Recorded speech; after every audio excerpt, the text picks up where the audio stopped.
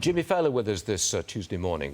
Was I too harsh? No, I thought it was actually a great monologue. And I'm not just saying that because that's how you wrote it down on the card, and we went over this. No, I thought it was great.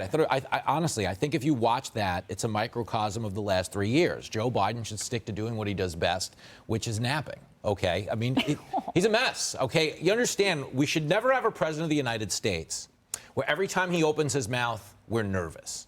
You know what I'm saying? You know, at the end of a football game, when a guy puts up a game-winning field goal, people hold hands on the sidelines like, gosh, I hope it goes through the uprights. We shouldn't be doing that with the president, but we're doing that. And what happened yesterday was like cringe central, okay? When you show up at a time when we probably have more than 800 people missing, which is horrific because that doesn't sound good, and then start giving them your own hypothetical about how you almost endured the same fate as them, and we know that story's been fact-checked. It's like, dude, your microwave got too hot or something crazy. It was a kitchen fire. But talking to them looks so tone-deaf when you're like, yeah, I almost sort of kind of know what you're going through. But they're actually going through it. So in that regard, it's a hard thing to watch. How do we get out of it? Well, I don't know that we do, because as much as we bag on Biden, he's telling everyone he knows he's going to beat Harry Truman. Okay, so I don't know. He's confident. He's confident. Cruel. He's got Truman right where he wants him, he says. So I don't know what to tell you. And, you know, we keep looking at the low poll numbers, but no one polls those invisible people he shakes hands with. What if they vote, Stu? He's walking away with this thing. Where'd you write all this stuff? I don't. I just come. You bring out the best in me, Stu. I do? You know, you make me laugh. Knowing you're really from Jersey and that's a fake accent, it puts me in a good mood, you see. We're like a 1-2. I don't know how you do it. Stu.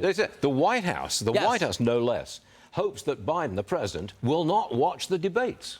Watch this. Do you know, does he plan to watch the Republican debate on Wednesday? I don't know. I sure hope not. I hope he, for his sake. So, but I don't know, actually. Jimmy, I don't get it. Why would they not want him to watch? Well, because one, he'd have to leave the beach, which he doesn't like to do, as you know. But two, I don't think he'd get it because they're talking about issues he's never spoke on. They're talking about the border, talking about getting crime under control, cutting taxes, ending rampant runaway government spending. Okay, these are all foreign languages to him, okay, because he's not focusing on any of that stuff. What is he focusing on? A climate bill nobody asked for. Then what did we do last week? We celebrated the one-year anniversary of an Inflation Reduction Act that, as you know, does not address inflation, okay, and they had a victory celebration. Imagine losing the game and then dumping the Gatorade on yourself and saying, I'm going to Disney World. That's what they did, Stu. It's ridiculous. I'm just going to get serious for a second, You should. which is difficult for a guy like you, but listen to this. We've got a new Monmouth poll, reliable poll. It's from New Jersey.